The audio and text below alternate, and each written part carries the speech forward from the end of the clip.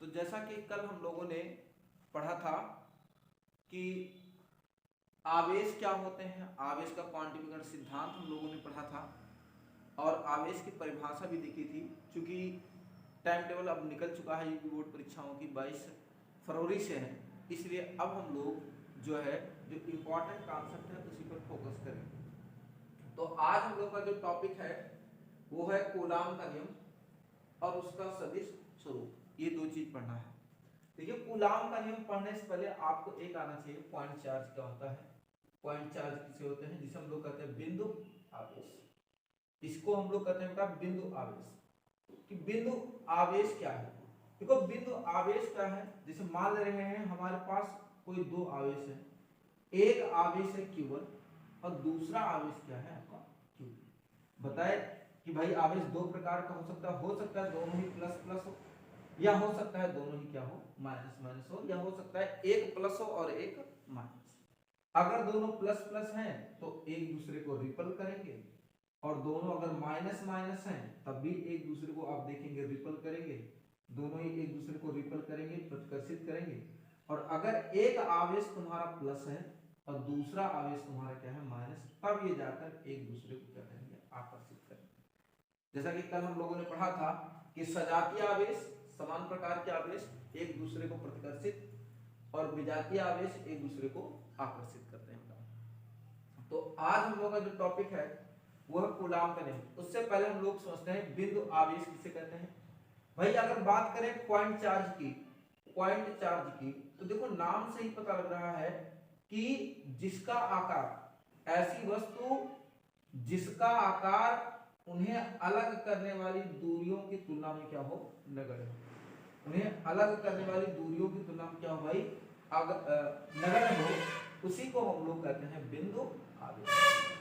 उसी को हम लोग कहते हैं बिंदु आवेश। वह आवेश जिनका जो साइज है, आकार जो है वो क्या हो, लेस देन हो उन्हें अलग करने वाली दूरियों की तुलना में, तो उसी को हम लोग कहते हैं पॉइंट चार्ज।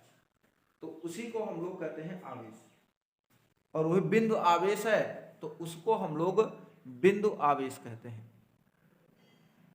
यह टॉपिक आपको क्लियर है कि नहीं? हाँ, उम्मीद है ये टॉपिक आपको समझ में आया होगा। तो उसी को हम लोग कहते हैं बिंदु आवेश। तो चलिए बेटा इसके आगे देखते हैं, अगला टॉपिक समझते हैं। ये बिंदु आवेश समझ गए होंगे आप लोग। अब एक वैज्ञानिक थे जिनका नाम था कूलाम।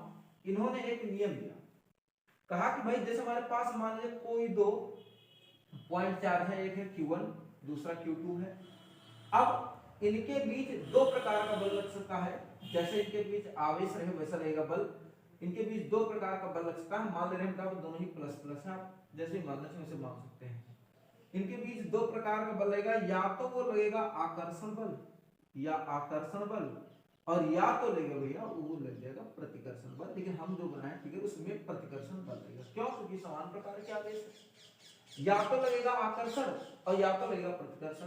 तो इन्होंने कहा किन्हीं दो बिंदु आवेशों के बीच, किन्हीं दो बिंदु आवेशों के बीच लगने वाला आकर्षण अथवा प्रतिकर्षण बल, किन्हीं दो बिंदु आवेशों के बीच लगने वाला आकर्षण अथवा प्रतिकर्षण बल उनके परिमाणों, बेटा आवेश का परिमाण, परिमाण का मतलब प्लस हटा दो, यहां का भी प्लस हटा दो, उनके परिमाणों के गुणनफल के अनुक्रमानुपाती। बेटा अनुक्रमानुपाती का मतलब होता है Q1 into Q2। अनुक्रमानुपाती मतलब होगा कि जो प्रोसेस इधर होगी वही प्रोसेस इधर होगी, इसी को समानुपाती भी कहते हैं। अनुक्रमानुपाती तथा उनके बीच की दूरी, बेटा उनके बीच की दूरी क्या है, R है।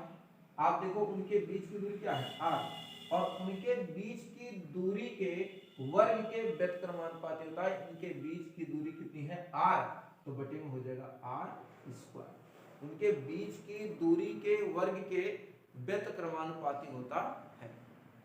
ये इनका नियम है। कूलाम ने क्या कहा कि किन्हीं दो बिंदु आवेशों के बीच लगने वाला आकर्षण अथवा प्रतिकर्षण बल आवेशों के परिमाणों के, उनके परिमाणों के गुणनफल के अनुक्रमानुपाती। परिमाण है Q1 और दूसरे परिमाण Q2, उसका गुणनफल तो Q1 into Q2 के अनुक्रमानुपाती, और उनके बीच की दूरी R के वर्ग के व्यतक्रमानुपाती। r का वर्ग r स्क्वायर व्यतक्रम लिखे तो हर में लिखेंगे भाई। इसी को अगर हम तोड़ते अलग अलग लिखना चाहते तो आप इसको ऐसे भी लिख सकते थे कि f proportional to q1 into q2, और दूसरे तरीके से लिखते थे f proportional to 1/r square, ऐसे लिखते। आवेशों के गुणन परिमाणों के गुणनफल के अनुक्रमानुपाती और बीच की दूरी के वर्ग के व्यतक्रमानुपाती है भाई। हम कहे ठीक भाई यही है। अब इसके आगे बात समझते हैं। अनुक्रमानुपाती मतलब हो गया आवेशों का गुणनफल जितना ज्यादा होगा, जितना ज्यादा होगा बल भी उतना ही क्या होगा, ज्यादा होगा। जो वैद्युत बल है उतना ही ज्यादा, और जितना इनका गुणनफल कम होगा, याद रखिएगा लगने वाला आकर्षण और अथवा प्रतिकर्षण बल भी उतना ही क्या होगा, कम होगा। मतलब जो प्रोसेस इधर हो रही है वही प्रोसेस इधर होगी। आवेशों का गुणनफल अगर बढ़ेगा तो बल भी बढ़ेगा, आवेशों का गुणनफल अगर घटेगा तो बल भी आप देखेंगे घटेगा। और यह प्रोपोर्शनल टू 1/r स्क्वायर है। इसका मतलब है भाई व्यतक्रमानुपाती, और व्यतक्रमानुपाती का मतलब हो गया कि अगर r बढ़ेगा तो यह क्या होगा, घटेगा। उल्टा पड़ोसी देश, तुम बढ़ोगे तो पड़ोसी वाला घट जाएगा, बिल्कुल वैसे ही है। अगर दूरी r बढ़ेगा तो लगने वाला आकर्षण अथवा प्रतिकर्षण बल घटेगा। मतलब आवेश जितना ज्यादा दूर जाएंगे लगने वाला वैद्युत बल उतना ही कम होगा, और इनके बीच की दूरी अगर घटेगी तो लगने वाला वैद्युत बल क्या होगा, ज्यादा। मतलब r के बढ़ने पर यह घटेगा और r के घटने पर क्या होगा, यह बढ़ेगा। तो कूलाम का नियम आपको याद ही हो गया होगा। किन्हीं दो बिंदु आवेशों के बीच लगने वाला आकर्षण अथवा प्रतिकर्षण बल आवेशों के परिमाणों के गुणनफल के अनुक्रमानुपाती और बीच की दूरी मतलब r के वर्ग स्क्वायर के व्यतक्रमानुपाती। मतलब यह प्रोपोर्शनल टू 1/r स्क्वायर, और पहला वाला हो जाएगा प्रोपोर्शनल टू q1 q2, कितना आ जाएगा, दोनों को मिला के लिखेंगे तो यह proportional to q1 into q2 बटे क्या हो जाएगा, r स्क्वायर। हम कहे भाई अगर प्रोपोर्शनल हटाते हैं तो सदियों से एक ही चीज जोड़ते हैं, वो है इसका कांस्टेंट। तो हम लोग जोड़ेंगे कांस्टेंट, तो हम कहेंगे प्रोपोर्शनल हटाओ कांस्टेंट जोड़ो, और f इक्वल टू हो जाएगा कांस्टेंट k, और साथ में आ जाएगा q1 q2 बटे क्या आ जाएगा, r स्क्वायर। k हो गया कांस्टेंट। हम कहे ठीक है। जहां k कांस्टेंट है, k क्या है भाई, नियतांक है, कांस्टेंट है, और k की वैल्यू अगर हम लोग निकालें, स्मॉल k है तो इसकी वैल्यू होती है 1/4 pi epsilon not, 1/4 pi epsilon naught के। और इसी को हम लोग कहेंगे ये एक अनुपातिक नियतांक है। हम कहेंगे ठीक है। अब चलो बेटा हम लोग इसका मान रखते हैं और कूलाम के नियम का एक परिवर्तित स्वरूप हम लोग जो है प्राप्त करते हैं। तो बेटा चलिए देखते हैं कैसे क्या है इसमें। अब f इक्वल टू हम लोग निकाले थे k, और k का मान हम लोग अगर इसमें रख दें तो आ जाएगा 1/1 f equal to 1/4 pi epsilon naught के, साथ में q1 q2 और बटे में क्या होगा, r स्क्वायर। q1 q2 बटे में r स्क्वायर।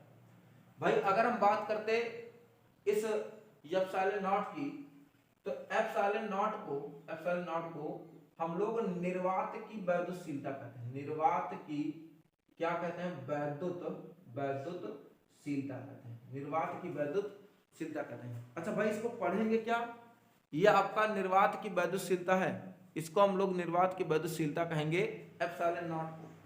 ठीक, एप्सिलॉन नॉट को हम लोग क्या कहेंगे, निर्वात की वैद्युतशीलता। अच्छा पढ़ेंगे क्या, इसको पढ़ने का तरीका होता है एप्सिलॉन, चाहे कह दो 0 और चाहे कह दो नॉट, एप्सिलॉन 0 कह दो या एप्सिलॉन नॉट कह दो, बात तो एक ही है भाई। और इसका मतलब हो गया निर्वात की वैद्युतशीलता। k को क्या कहते हैं, k को कहते हैं माध्यम का परावर्तांक। k को हम लोग कहते हैं माध्यम का परावैद्युतांक। k को हम लोग कहेंगे माध्यम का क्या, परावर्तांक कहेंगे। हम कहेंगे ठीक है, तो k को कह दिए माध्यम का परावर्तांक। ठीक है। अब माध्यम का परावर्तांक आगे बताएंगे कि एक रेशियो है माध्यम को मापने का, माध्यम का परावर्तांक कहेंगे। और निर्वात के लिए k का मान 1 होगा। आप याद रखिएगा निर्वात अथवा वायु के लिए, निर्वात अथवा वायु के लिए जो होगा वो k का मान 1 होता है। हम कहें ठीक है। अगर हम कहें कि निर्वात है तो 1/4πε0 की जो वैल्यू होगी वो होगी 9 × 10 की पावर 9, 9 × 10 की पावर 9, वो भी आ जाएगा न्यूटन मीटर स्क्वायर पर कूलम स्क्वायर।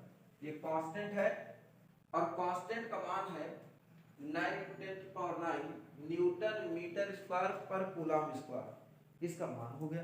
हम कहिए ठीक है, तो हमारे पास जो वैल्यू आ गई 1/4πε0 की आ गई 9 × 10 की पावर कितना आ जाएगा 9 आ जाएगा। हम कहिए ठीक।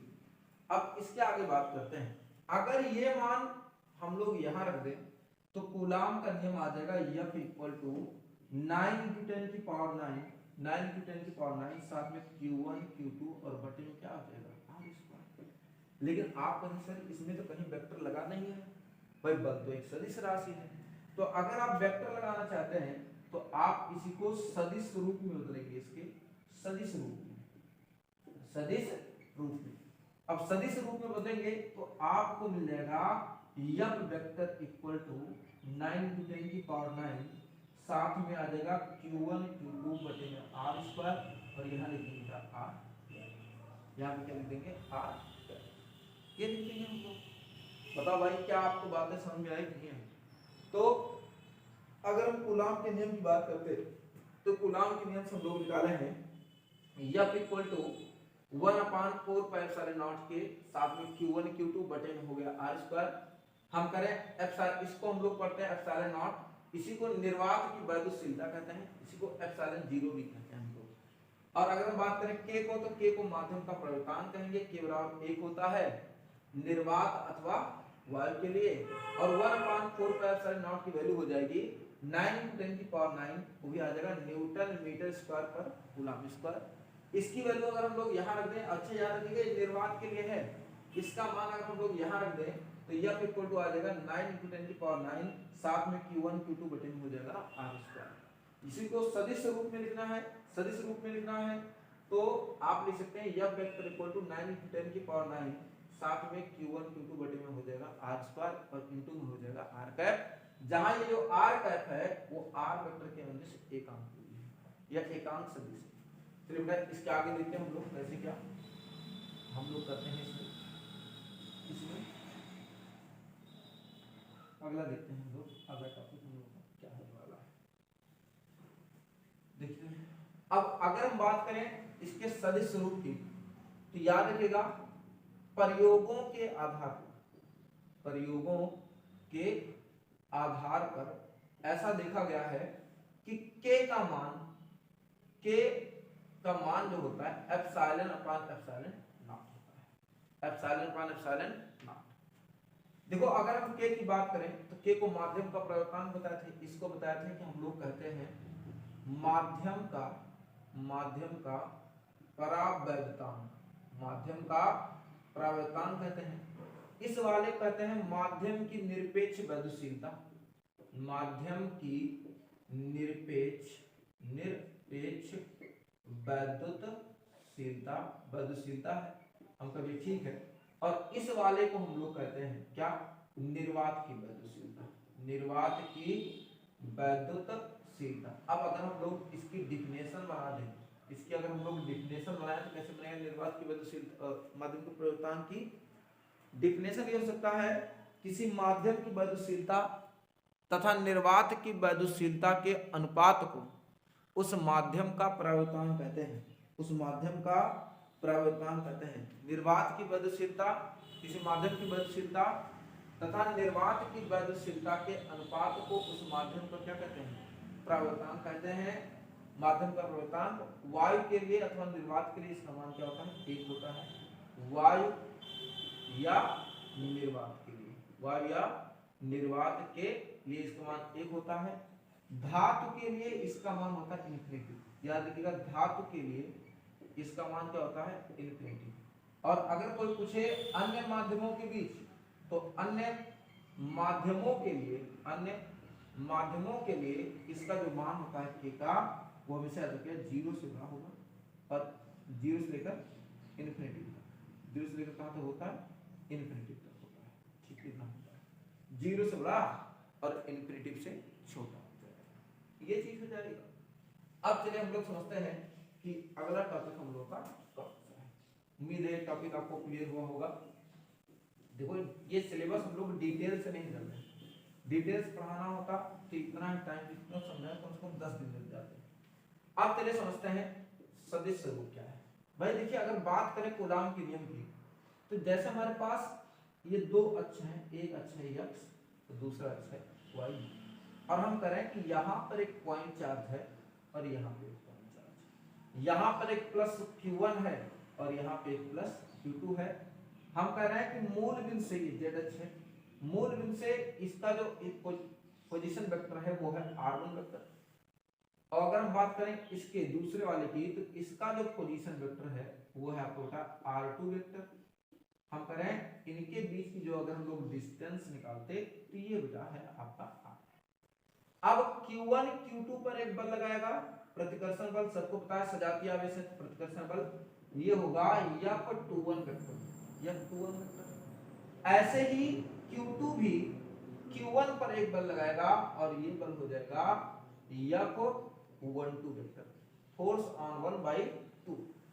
ठीक, अब अगर हम लोग सदिश स्वरूप लेते तो F12 वेक्टर निकालते तो ऐसे लिखते हैं F12 वेक्टर बराबर 1/4πε0 के, साथ में लिखते q1 q2 और बटे में r स्क्वायर, बस यही पे लिख देते r, हम जा रहे हैं 2 से 1 पर तो r21 कैप लिख देते, r21 क्या लिखते। ठीक, हम क्या ठीक है ये याद रखिएगा q1 पर आवेश q2 द्वारा लगाया गया वैद्युत बल है। ऐसे ही अगर हम लोग निकालते F21 वेक्टर, F21 का मतलब हो गया q2 पर q1 द्वारा लगाया गया वैद्युत बल है, q2 पर q1 द्वारा लगाया गया वैद्युत बल है, तो इसका मान आ जाता 1/4πε0 के, साथ में आता q1 q2 बटे में r स्क्वायर, और यहाँ लिखते हैं r12 कैप, क्योंकि 1 से 2 पर चले हैं r12 कैप।